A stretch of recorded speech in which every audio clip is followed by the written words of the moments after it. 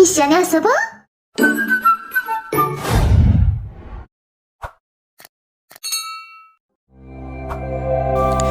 Hey semua, masih bersama Cahaya ID, channel yang membahas tentang alur cerita atau spoiler novel Battle Through the Heaven. Buat kalian yang nonton, jangan lupa untuk subscribe, like, dan share ya, biar admin semakin semangat untuk membuat konten.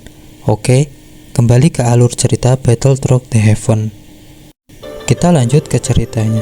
Setelah peperangan Soyeon dan Goji selesai, Yunsan berteriak, "Semua orang Mystic Cloud, serang! Jangan biarkan mereka membentuk formasi." Terdengar teriakan Hei Bodong. Hei Bodong adalah orang yang mengawali penyerangan. Dogi yang sedingin es melonjak dan mengunci beberapa tetua dari sekte Mystic Cloud. Jia Xintian, Fama, dan yang lainnya mengikuti di belakang Hei Bodong. Satu persatu dari mereka melepaskan doginya. Seketika, dua barisan yang menakutkan langsung bertabrakan di langit. Terdengar seperti guntur, riak energi bergema di langit. Tatapan Yunsan menyapu pertempuran. Sebelum dia menjatuhkan tatapannya ke arah Soyeon, dia berkata kepada anggotanya untuk menjaga Yunsi. Kemudian, tatapan Yunsan mengarah ke arah Soyeon. Ketika dua tatapan itu bertabrakan, Yunsan berkata, "Anak kecil, kau memang bisa melarikan diri 3 tahun yang lalu. Hari ini, sepertinya aku tak akan memberi peluang sedikit pun padamu. Aku saat ini membutuhkan tubuh elit Dosung. Meskipun saya sangat membenci Anda, saya akan menggunakan tubuhmu dengan baik," ucap Soyeon sambil meledek. Ketika mendengar itu, Yunsan langsung mengeluarkan dogi berwarna hijau dengan marah. Tangan Soyeon segera memulai membuat segel saat dia merasakan dogi yang meletus itu. Kekuatan Soyeon tiba-tiba melonjak menjadi lebih kuat. Di sisi lain, Yunsan terkejut melihat kekuatan Soyeon yang meningkat. Kemudian Soyeon menjentikan jarinya. Seketika muncul penguasa Suan di tangannya. Soyeon secara eksplosif menyerang Yunsan. Ketika penguasa Suan bertabrakan dengan lengan Yunsan bergetar. Ketika kedua bertabrakan, Yunsan berkata, "Kecepatanmu memang cepat, tapi itu tidak berguna di hadapanku." Benarkah seperti itu? Bagaimana kalau ini? Soyeon berbicara acuh tak acuh. Seketika sayap ungu muncul di punggung Soyeon. Beberapa saat sayap itu tumbuh berwarna menjadi hijau gelap. Soyeon tersenyum dan merasakan tubuhnya menjadi sangat ringan. "Yunsan, apakah kau masih berani mengatakan omong kosong?" ucap Soyeon yang tiba-tiba menghilang dan sudah berada di atas Yunsan. Seketika Yunsan memberi pukulan kepada Soyeon, kemudian ditangkis dengan penguasa Suan. Serangan selanjutnya dikeluarkan oleh Soyeon.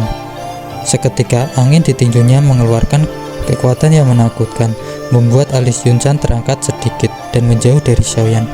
Yunsan berkata, "Kekuatan 3 tahun yang lalu masih saja kau gunakan saat ini," sambil tertawa dingin. Soyeon menjawab, "Serangan ini juga bisa membuatmu merasa tidak nyaman," ucap Soyeon sambil meledek. Soyeon kemudian menyerang lagi dengan kekuatan tersembunyi yang membuat Yunsan terkena serangannya. Dia terluka dan berkata, "Serangan yang sangat bagus. Kau adalah orang pertama kali yang meninggalkan bekas luka setelah saya mencapai Dosung." Seketika Yunsan menjadi marah dan mengeluarkan dogi yang agung. Dogi yang agung meletus dari tubuhnya. Terlihat dogi yang berwarna hijau tua menyelimuti tubuh Yunsan. Saat ini Hei Bodong merasa khawatir dengan Soyeon, tapi karena tertahan oleh musuh yang ada di depannya, Hei Bodong yang terlihat tak berdaya hanya bisa berharap yang terbaik untuk Soyeon. Soyeon saat ini menghirup udara sambil menutup perlahan matanya. Tiba-tiba api hijau keluar dari tubuhnya dan segera menyelimuti tubuhnya. Melihat itu, Yunsan terkejut melihat api hijau yang menyambar ke seluruh tubuh Soyeon. "Sepertinya api surgawimu sedikit berubah dari masa itu," ucap Yunsan sambil tersenyum. Tubuhnya tiba-tiba menghilang ke arah Soyeon. Kemunculan Yunsan yang tiba-tiba berada di depan Soyeon membuat matanya sedikit menyusut. Kecepatan elit Dosung memang sungguh menakutkan. Sambil menghantam Yunsan dengan penguasa Suan, kali ini Yunsan tidak menghindarinya. Segera tangan Yunsan menangkap penguasa Suan dan tangan satunya membentuk cakar yang siap menerkam ke arah dada Soyeon. Seketika Soyeon mengepalkan tangannya dan menahan haluan serangan tersebut.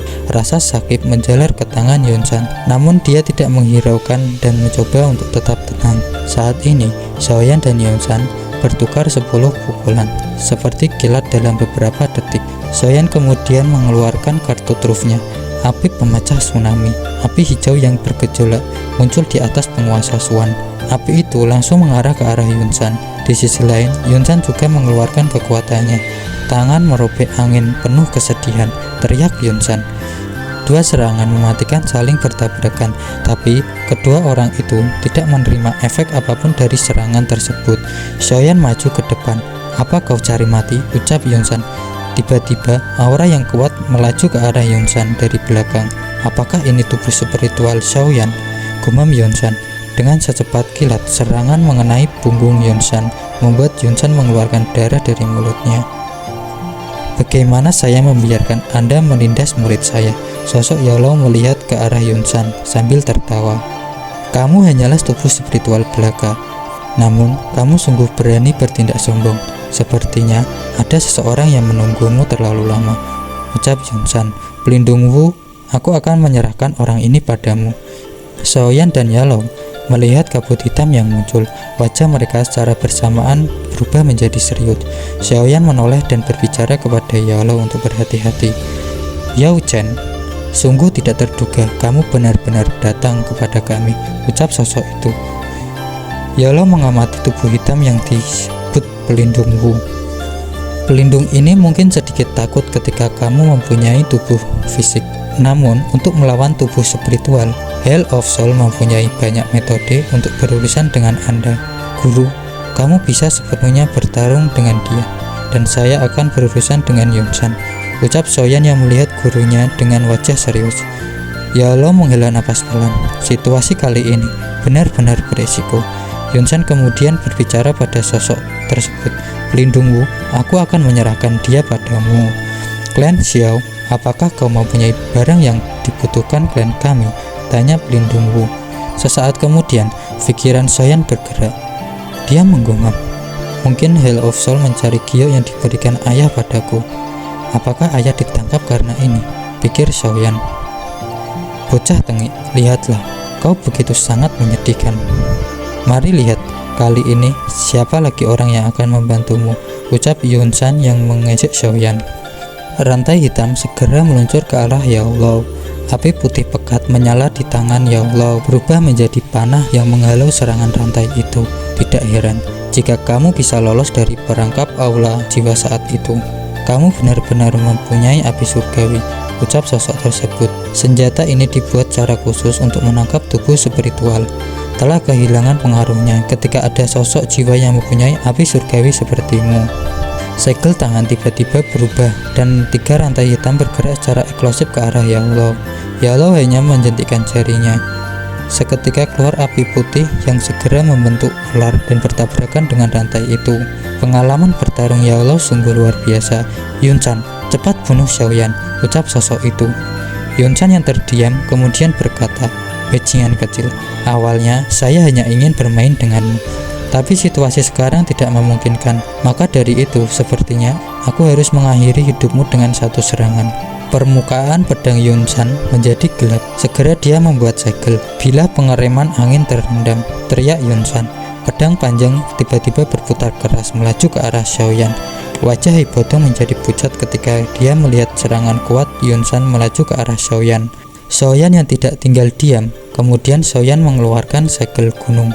Energi yang dikeluarkan tiba-tiba muncul mengikuti suara rendah dari Xiaoyan. Ketika kedua serangan itu saling bertabrakan, ledakan menyelimuti kedua sosok itu. Pada saat ini banyak sorot mata yang melihat keledakan tersebut. Mereka tidak tahu siapa yang akan dirugikan kali ini. Ketika asap ledakan itu semakin menghilang, kita diperlihatkan dua sosok orang yang sama-sama terluka. Haibotong dan yang lainnya menghela nafas lega karena Xiaoyan masih bisa bertahan. Ketika terlihat, seketika dua orang tersebut jatuh ke bawah. Xiaoyan dan Yunsan terjatuh dari langit. Tapi, pihak Xiaoyan masih bisa mengeluarkan kekuatan yang tersisa untuk menggunakan sayap Doki. Ketika Xiaoyan terbang mengarah ke tubuh Yunsan, Xiaoyan mengepalkan tangan yang diselimuti Doki. Xiaoyan kemudian berbicara kepada Yunsan yang akan terjatuh lemah tak berdaya. "Anjing tua, aku sudah mengatakannya saat itu bahwa aku akan kembali dan membunuhmu." Tiba-tiba ada sosok yang berteriak ke arah Xiaoyan. Dia adalah Yunji. Dia berkata, "Hentikan Xiaoyan." Suara yang akrab terdengar di telinga Xiaoyan. Xiaoyan melihat sosok Yunzi yang wajahnya sudah pucat pasi. Wajah itu seperti meminta belas kasihan kepada Xiaoyan. Semua orang dari pihak Xiaoyan berteriak, "Cepatlah nak, berikanlah pukulan terakhirmu. Cepat, jangan buang-buang waktumu." Semua orang mengerti saat ini kemenangan berada pada pukulan Xiaoyan. "Yun, hutang darah akan dibayar dengan darah," ucap Xiaoyan. Seketika Yun menjadi lemah tak berdaya. Xiaoyan dengan keras berkali-kali memukul dada Yunsan sambil mengingat apa yang dilakukan Yunsan pada klan Xiao. Xiaoyan tak mengkhawatirkan apa yang terjadi pada tubuhnya. Dia terus memukul sampai tulang tangannya patah. Tatapan Yunzi kosong melihat sosok Yunsan yang jatuh seperti meteor dari langit. Akhirnya dia merasa tak berdaya dan tubuhnya jatuh ke tanah. Heibotong dan yang lainnya menghela nafas lega melihat Xiaoyan dengan rakus memukul tubuh Yunsan.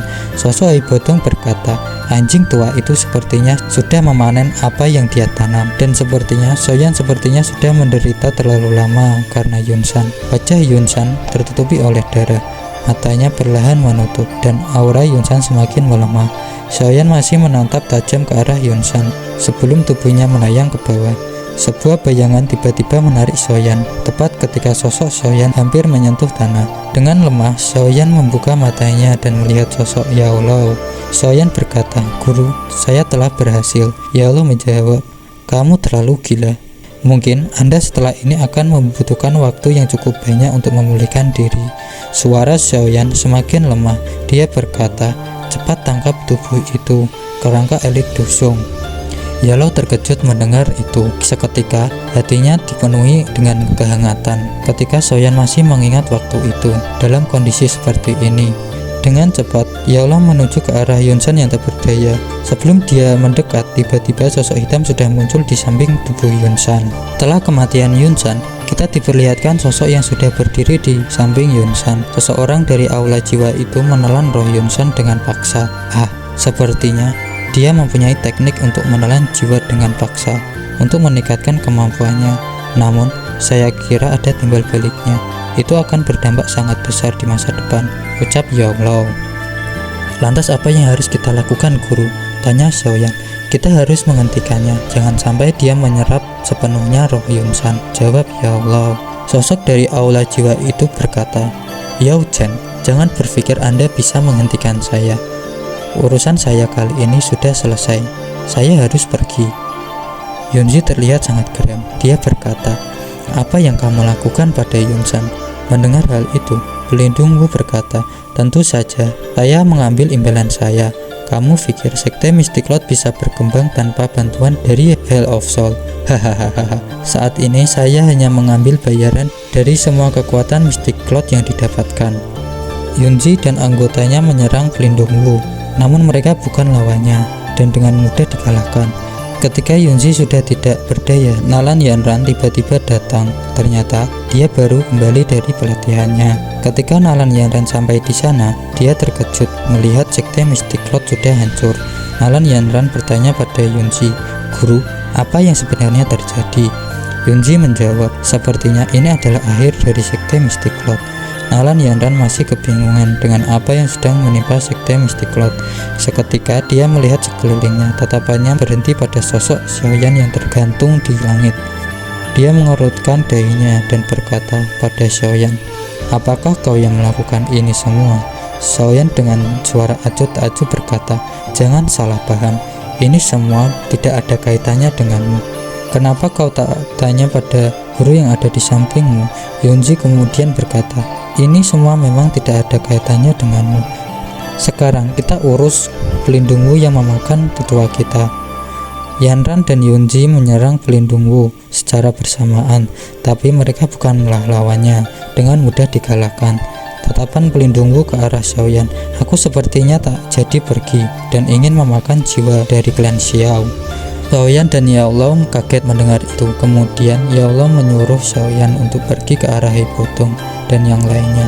Terlihat saat ini Xiaoyan sangat khawatir dengan gurunya.